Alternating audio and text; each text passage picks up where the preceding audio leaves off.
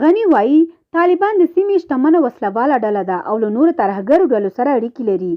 افغان ولسمشر محمد اشرف غني ویلي طالبان هغه پخواني طالبان نه دي چې له مدرسې فارغ او یوازې راشي،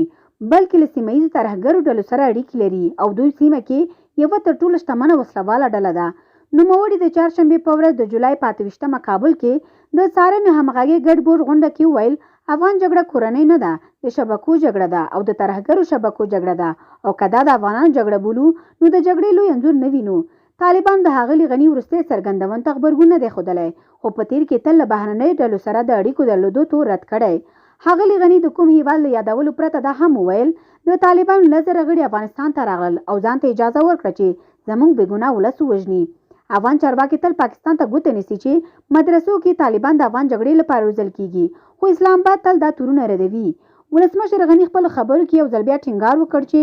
د طالبانو لپاره یوازینۍ حل لار داسې سیاسي هوکړه ده چې د افغانستان ټول خلک پرې راضي وي. هغه وویل بیړنۍ لوی جرګې د سولې لپاره طالبانو د 15,000 ډېر بندیان خوشي کړل او د وار مخکې ټاکنو اعلان وکړ، خو طالبانو جګړه سخته کړه. 13 مې کې له افغانستانه د پاتې بهرنۍ ځواکونو د وتلو بهیر پیلېدو سره طالبانو تر 200 ډېرې ولسوالۍ ونیوې، خو د امریکا د مرکزي قماندانۍ قماندان جنرال مکینزي تېره اونۍ د کابل د سفر په مهال وویل له دې سره چې طالبان د افغانستان نیمه خاوره لاندې کړې ده او نږدې ټول بهرني ځواکونه وتلي دي، خو د هغوی